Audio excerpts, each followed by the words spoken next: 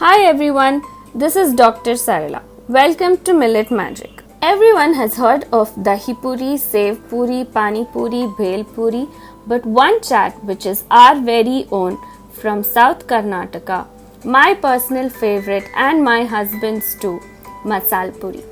The speciality of this dish is the masala, which is a semi-liquid like gravy which we will be making today. Other than this, the main ingredients required are millet papadi and millet sev, and I have shown how to make these in the previous sev puri video. If you have not already watched it, you can find the link in the description box or by clicking on the I button on your screen. So to make the masala, I am using 1 cup of dried peas. Yes, you heard it right, dried peas. This is one recipe where fresh peas will not give you the desired taste. I have soaked the dried peas for 8 hours and I am going to pressure cook them along with 2 big potatoes. I need them to cook well and become soft, so I'm going to allow 6 whistles. Now once it's cooled, I will separate the potatoes, peel them and mash them. I'm going to take 3 tablespoons of the cooked peas into the mixie jar and allow it to cool fully.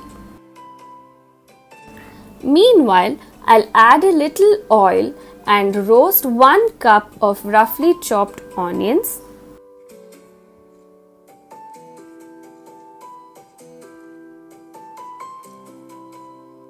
with 5 to 6 cloves of garlic and around 8 green chilies. You can add more or less depending on your requirement.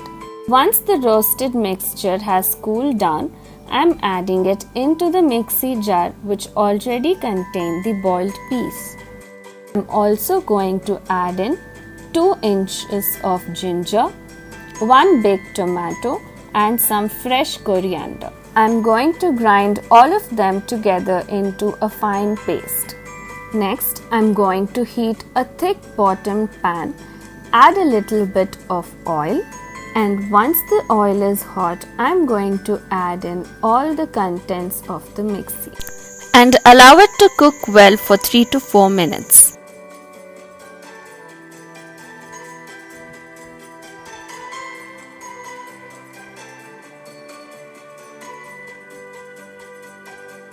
You can adjust the consistency by adding in some water.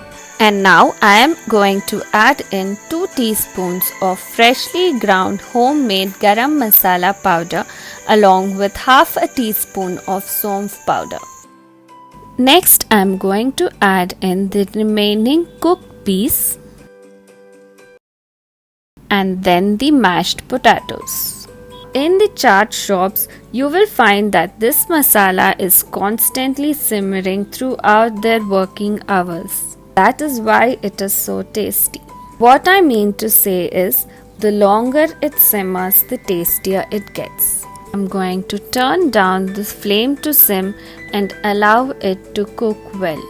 I don't want the masala to be too thick, so I'm going to add in some water again. Now to assemble the chaat. I'm going to take a few papadis and crush them into small pieces. Pour a good amount of masala over it, directly from the stove simmering hot. Add in some finely chopped onion, grated carrot, some chopped up tomatoes.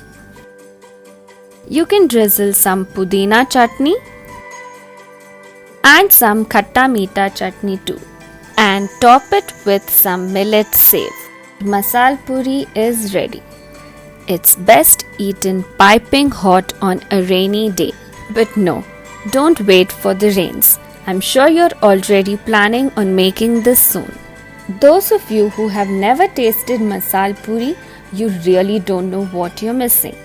Do try it out and I'm sure it will be your favorite chaat too. Enjoy!